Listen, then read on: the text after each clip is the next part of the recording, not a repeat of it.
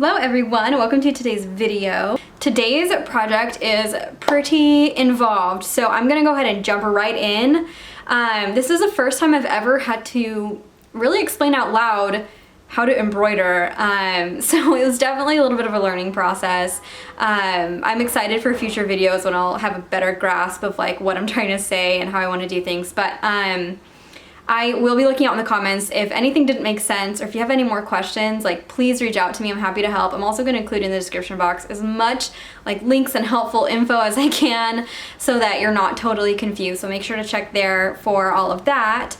And with that said, let's get started. I'm just going to first show you exactly what we're going to need for this project. So first thing is obviously some kind of way to make a pattern. I will show you how I made this pattern. It was pretty easy, but I just literally taped two pieces of paper together, wrote on it with a marker, something that I could see through my cloth. So you're gonna need to figure that out. That'll help you when you're making your design if you're not like a perfect drawer like I'm not. The next thing you're gonna need is some kind of linen or cloth that works good for embroidery. I really love this beigey linen. I got it in France and this is actually the last of it. I'm sad it's all gone, but I need to go get some more soon. But yeah, that's what I used for this project, is this kind of linen. Next is embroidery floss. This is all the different colors I used for this project. I like to kind of bundle everything together whenever I'm working on a new project. I will put in the description box all the different colors that I use so you can go get the exact same ones if you want to. They're all DMC threads. It's French brand, it's my favorite, and they're really cheap to get them online, so highly recommend.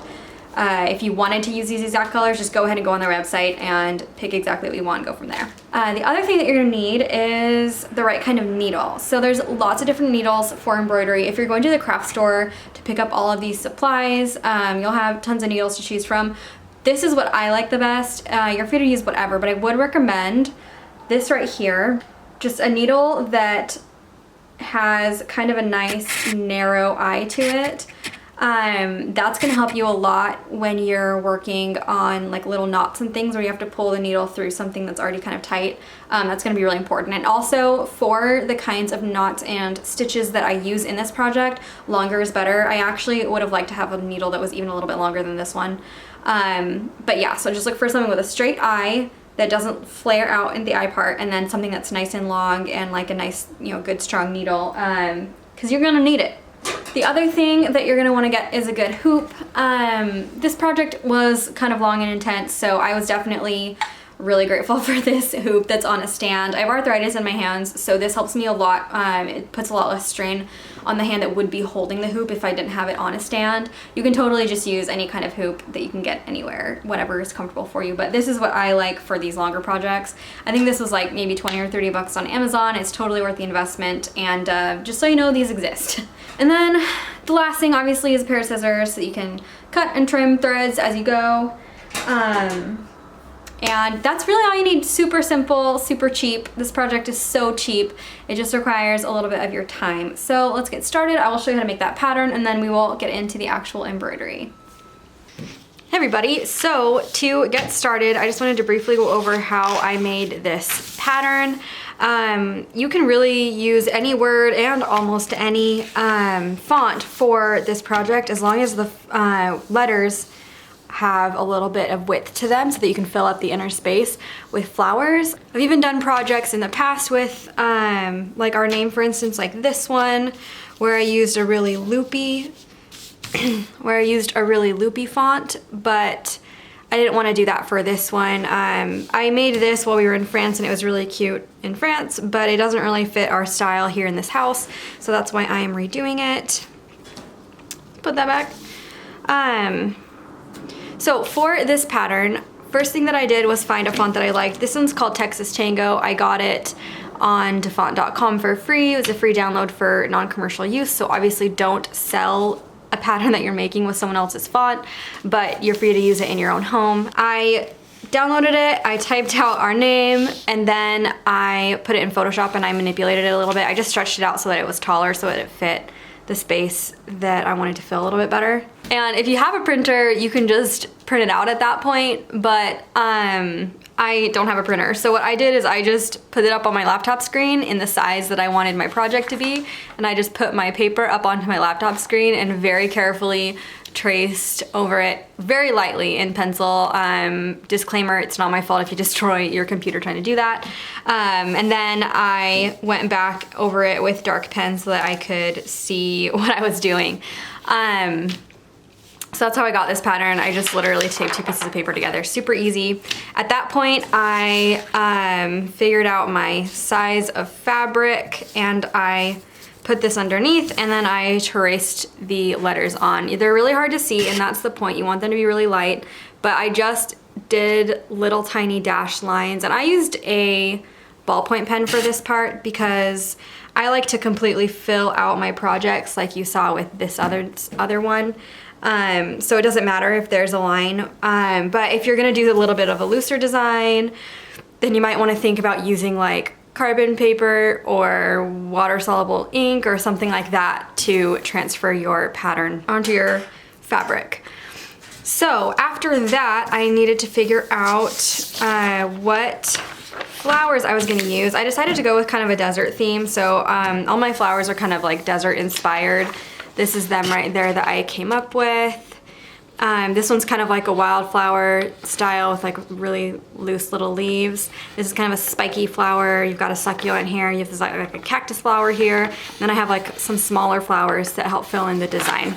And I decided for this one to do some flowers that were really filled in with lots of thread and some that are just outlined so that it just adds a little bit more variation. Okay, so after I figured out what flowers I wanted to do, I needed to transfer them onto my pattern so that I kind of had an idea of where I wanted things to go. Things always change a little bit once you actually start embroidering, and so I like to keep my design really just kind of vague and loose so that I have room for, you know, changing it up wherever I feel like it. But I always start with the biggest flowers first and make sure that those are like kind of evenly dispersed because they are kind of the most eye-catching.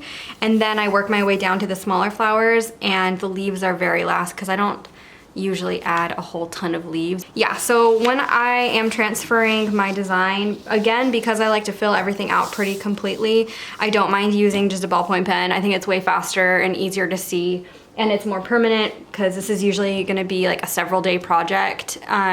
So having something that is more permanent is helpful as you're like, you know, moving it, storing it over multiple days. So to get started, I like to use a green pen just because it's gonna be similar to color to a lot of my thread, so I don't mind as much if you can see it. And I already started. You can see I've got these cactus flowers, I've got them kind of mapped out. There's about 3 maybe per letter. And then the next one I did was the little wildflowers. I like to kind of do those in pairs, just because you usually find them in nature in a big field, so it made sense to do like multiples together of those. The next one that I'm going to figure out is the succulent. The succulent I think I'm gonna do just an outline of, so I'm gonna very carefully outline it so that I can just go over it with my thread, and it'll just be really easy to do. So that's what I'm gonna do for this one, and I'm gonna zoom you in so you can see more of what I'm doing. And I'm gonna strategically place this succulent so that it kind of breaks up the heavier flowers in between too.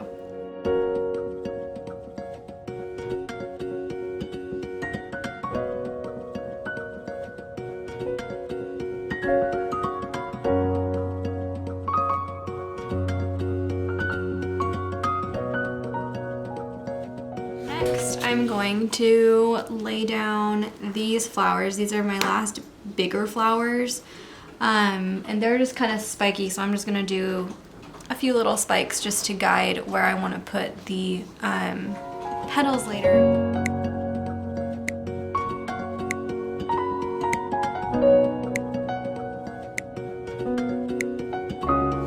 Next, I'm going to start filling in with some of these smaller flowers.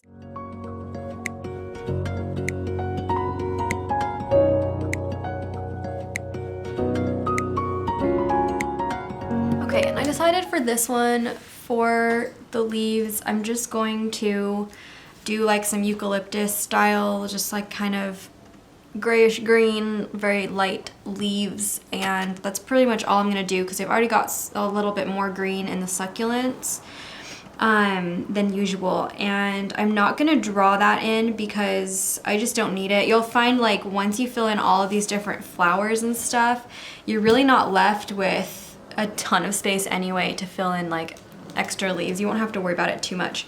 Okay, so now's the fun part. It's time to start embroidering. Let me show you the threads that I'm using. I have a few more colors coming in the mail. Mostly what I needed was a few more different greens, which we don't need to worry about right now. So I'll just show you what we're using for the flowers, and then we'll worry about the greenery later. I will also list all of the colors in the description box below. If you want to steal my color story, that's fine with me.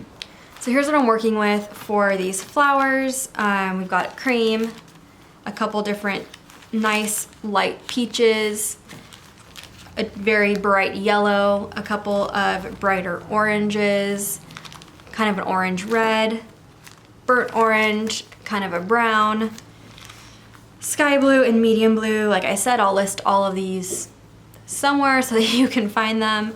And then the greens we'll worry about later because we're not gonna do that right now anyway.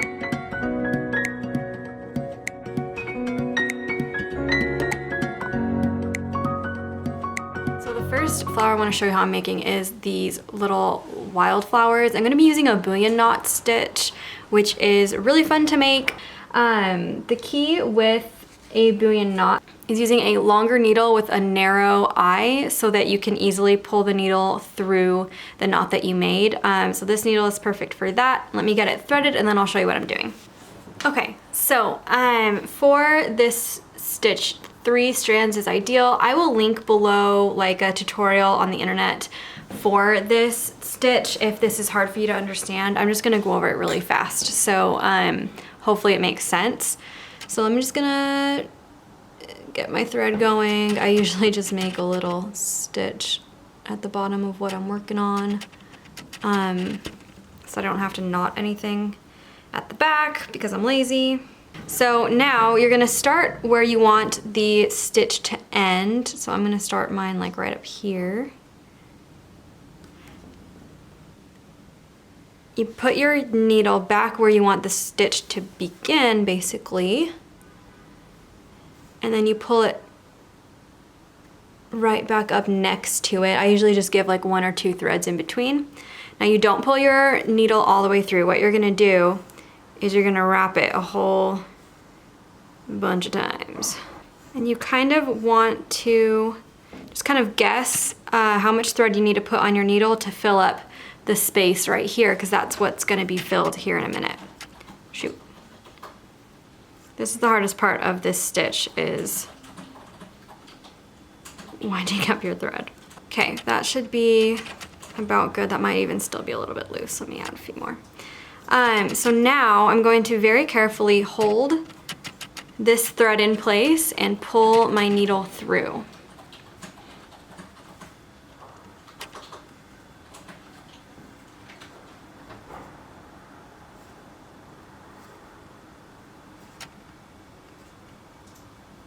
So I'm gonna go really slow. That's why you don't want to have your thread be too tight, because it'll make it really hard to pull through. Very carefully pull it through. Of course, mine's knotting because that's how it goes when you try to film something. This is what I usually do. And then from this point, I flip it around and I pull it the rest of the way very carefully. And sometimes this stitch takes a little bit of maneuvering to get your thread to look the way that you want it to look. But usually, if you're just gentle and you mess around with it a little bit with your hands and with your needle, it'll look really cool. And that is the bullion stitch right there. So I'm gonna do a whole bunch of these in every wildflower basically, and I'll just speed through it.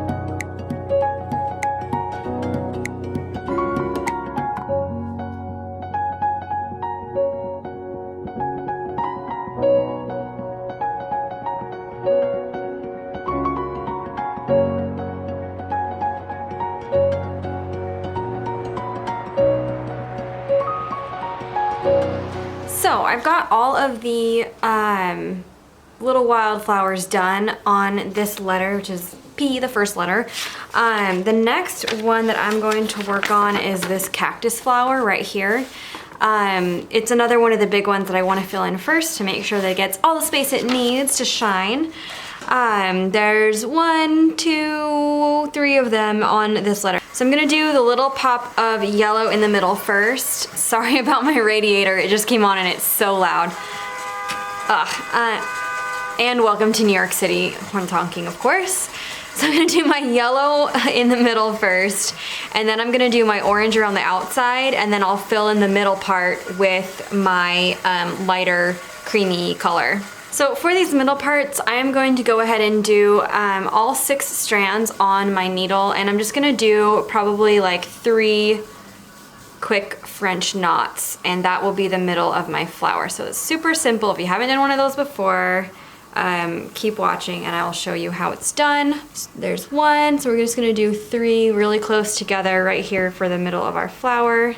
So I make a little loop like this, put my needle through, wrap my yarn around one more time, tighten it a little bit so that it's a nice clean looking knot, and then you want to pull it through, and then you don't want to over pull it because you want it to be a nice shape like that once it's done. You do it one more time.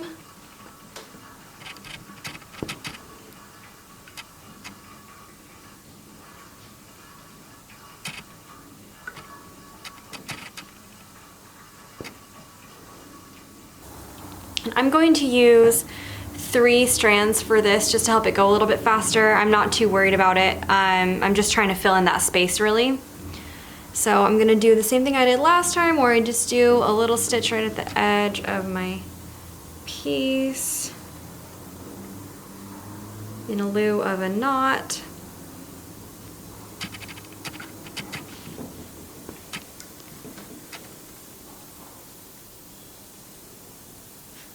What I'm literally gonna do is just go around like this. I kind of made little guidelines. You can barely see them, but where I want the inside color to be is right here, the little guidelines. So I can literally just kind of go up to those little lines, and I don't want it to be perfect. I kind of want it to be messy. So I'm just gonna go for it.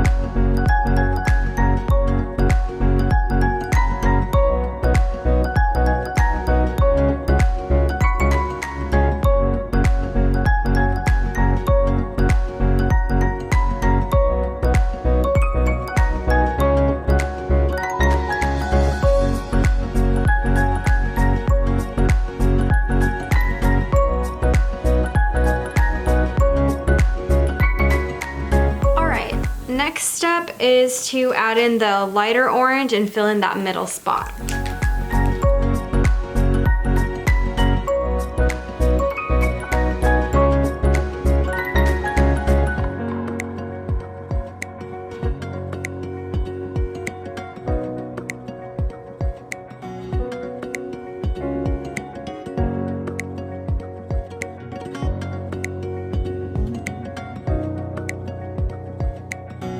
Ta-da! There is my little cactus flower. It's just simple and it's kind of a different style. It's not as textured as some of these ones, and I like that about it. You'll see as everything starts to come together that sometimes these kind of just flat shapes are a really good thing to add to your design, just to kind of vary everything a little bit more. So the next flower that we're gonna work on is this spiky one. It'll be super easy and quick and fun. So for this flower, this kind of spiky flower, I'm gonna be using something called a chain stitch, but it's the unattached version. It's also called like a daisy stitch, I think sometimes, just because of the way that the petals look. But the key with it is that I'm going to not do it the normal way, because when you do a normal chain stitch, it ends up really round, and I want something more spiky. I'm just gonna do a little stitch to get this thread going, just like usual. So this is a new color. So what you do for the loop stitch usually is you literally make a loop with your thread, and then you add another little stitch at the top to hold it in place. So I'm gonna do that same thing. I'm gonna go up with my needle, And I can go right back down in the same spot. And I'm gonna kind of hold the thread up to make sure that it goes where I want it to go. And then I'm gonna put my thread just a little bit below where I want my petal to end. Make sure the loop is around the needle. Did I say thread? I meant needle. I'm gonna put my needle where I want the petal to end. And then we slowly pull it like this until it's tight. And I'm gonna make it, like if you're doing a normal chain stitch, you kind of want to leave it a little bit looser so that it has a round shape, but I'm gonna tighten it quite a bit so it's pretty narrow. And then what I'm gonna do is I'm actually just going to finish off this stitch a little bit further up than you would usually do. With the normal chain stitch, again, you'd want to like keep them pretty close so that you don't have this big extra bit, but I want the big extra bit because it's what makes the petals look skinny at the top, which gives it that spiky effect. So I'm really just doing a normal chain stitch. I'm just kind of varying it a little bit so that it looks different.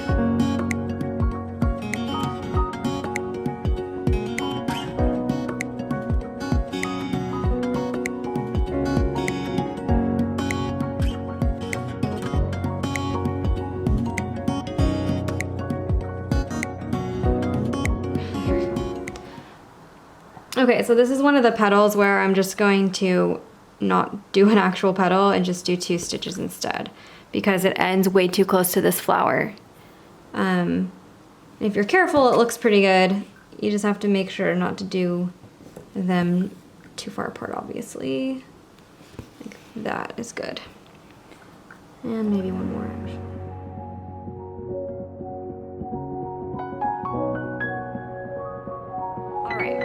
So that is the first part, and then I'm gonna switch threads and show you the next. I'm just gonna do the exact same thing, but this time I'm gonna start the petals even closer to the center.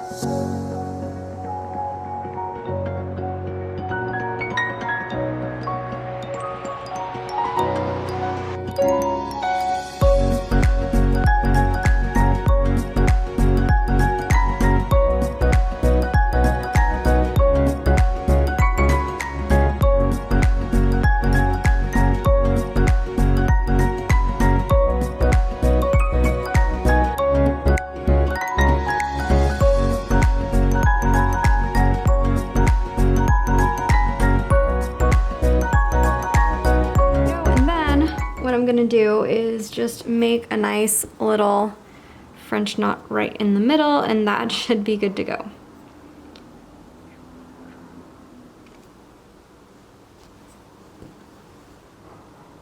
Ta-da! So there is another flower option for you, and a different idea of what you can make. The next thing that I'm going to be working on are the succulents, and that will literally just be stitches.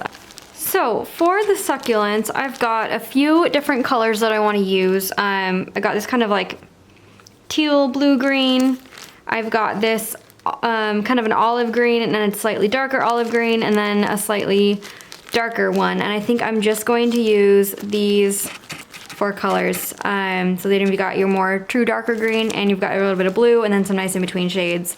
And that'll be it for the succulents. I have some darker greens that I'm going to save for leaves in the other parts of the project. So I've got 3 strands of the kind of olive green and 2 strands of the teal blue, and I'm just going to put them together on my needle, and then that'll be my first one. And I think I'm just going to do an even mix, so I'm just going to kind of go every other petal with this, and we'll kind of see where we end up.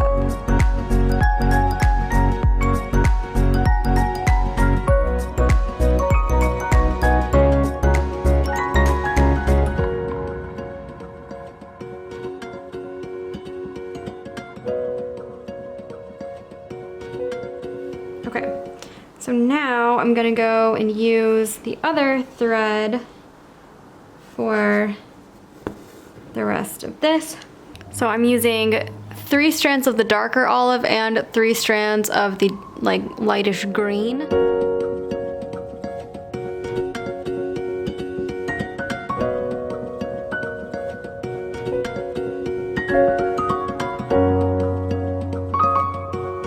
Cool, so I know that this is just a little bit more abstract looking of a piece, but I actually kind of like that about it with all of the other more textured things. So that's awesome. I love the colors of it. I think that it looks really good. Okay, so this is where I'm gonna stop for today. Ooh. So this is where I'm gonna stop for today. I'm gonna keep working on filling in the rest of these flowers on this letter, and then we'll come back and get all of the smaller flowers done so I can show you how to do all of the leaves. Okay, so almost all of my major flowers are done. I have one more little succulent to finish over here, but I just wanted to go ahead and show you the next steps anyway, and we'll get to that later. So the next thing I'm gonna do is I'm using this kind of darker green to fill in these parts of the little wildflowers before I do anything else, because that's an integral part of that flower and I don't want to forget about it and accidentally do other things over those spots. So I'm going to go ahead and fill that in right now.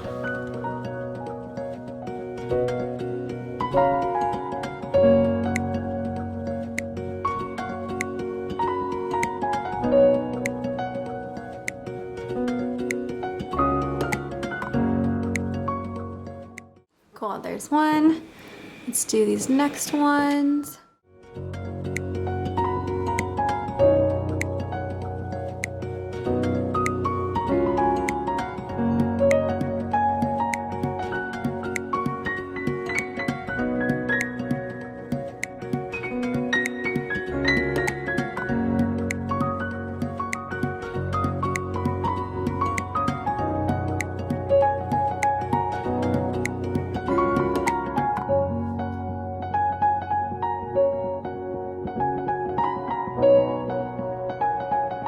Okay, cool, so that's done. The next thing to do is fill in these smaller flowers and this last succulent, because after that the only thing left to do is fill in all of this little spaces with our greenery. So let's go ahead and do those flowers first, and then I'll show you all the leaves.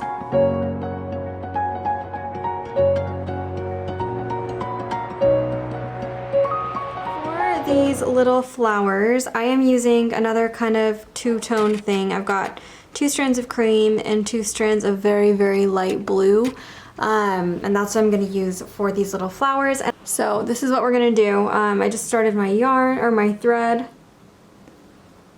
and I'm going to go up. Oh man, caught some of my other yarn. Up and then back down in the same hole, and I'm just going to put my needle at the top of my loop, tug it just so that it's, you know, in place but not tight, and then I'm going to put my yarn or my needle back down through just barely, like maybe 1 or 2 spots over to tie that.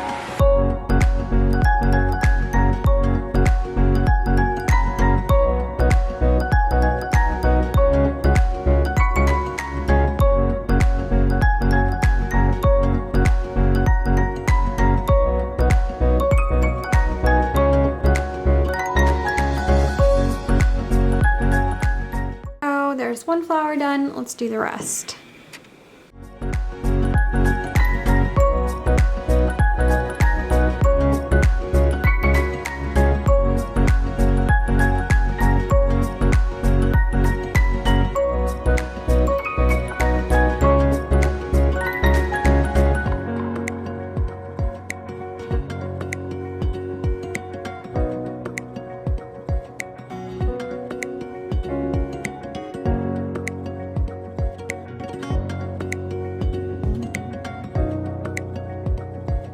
I'm back. It's been about a week. I finished all of the flowers on my project. So now it's time to go back and fill in all of the little spaces that will make these look like really complete letters. You can already really tell what it says, which is why I said earlier, you can do a looser design like this and it'll still be really pretty. I just like filling things out all the way to the edges. So, but do you. I think that this is really pretty too, honestly. But so I'm thinking about doing is I want to fill in these spaces with small eucalyptus looking leaves, which are really just flat discs in the right shades of green. Eucalyptus will just be totally filled in kind of like these flowers. So it'll be really easy. I'm just gonna speed through doing that. I'm not gonna really talk it through because it's really simple, and I'm really just looking to fill in as much of these open spaces as I can, so it's not a huge deal anyway. I might also be adding a few smaller flowers into the mix, maybe a little bit more orange, but we'll see how it goes. I'm just gonna speed through the whole thing and work on it with you watching so that you can kind of follow along.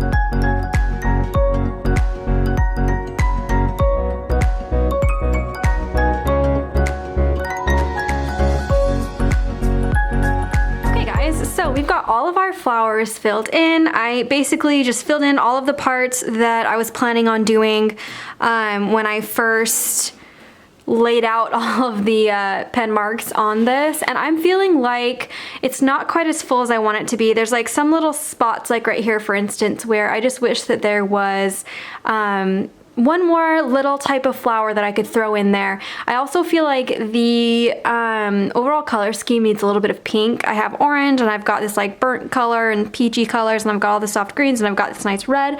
But pink is a really big part of, you know, desert florals also, and I'm not a huge fan of pink, so I didn't put it in my original design. But now that I'm looking at it, I think I want to add a little bit of pink. So what I'm gonna do is I'm gonna use this color right here. It's like a very, just like a fun kind of magenta-y pink, and I'm going to make just like little starburst type flowers wherever I feel like it needs them, just going back through this whole thing, and otherwise it's done, which is super awesome. So anyway, here we go. I'm just gonna show you what I'm doing there, just, you know, speeding on through it.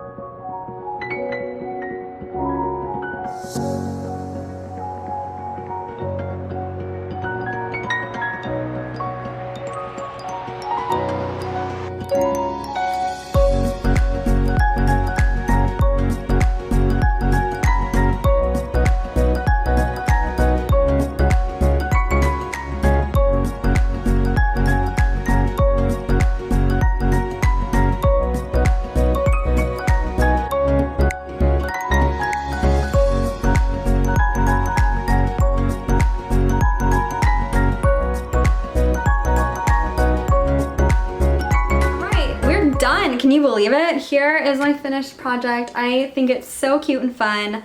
It needs to be ironed and framed. I definitely did this project with a 10-inch by 20-inch frame in mind. So as soon as I figure out where I want to put it, I will be purchasing that frame and putting it up. When that happens, I will post it on social media. So look out on my Instagram for that post and you'll be able to see what it looks like in my house. Thanks so much for watching. I will be looking out in the comments, like I said, just in case you need any help or you have any more questions. I will be there for you to help you. And also make sure to comment anything else that you'd like to see from me. I love doing crafty projects and I am raring to go. So go ahead and post what you want to see and I will happily show you how it's done. With all of that said, can't wait to see you in the next one. Bye!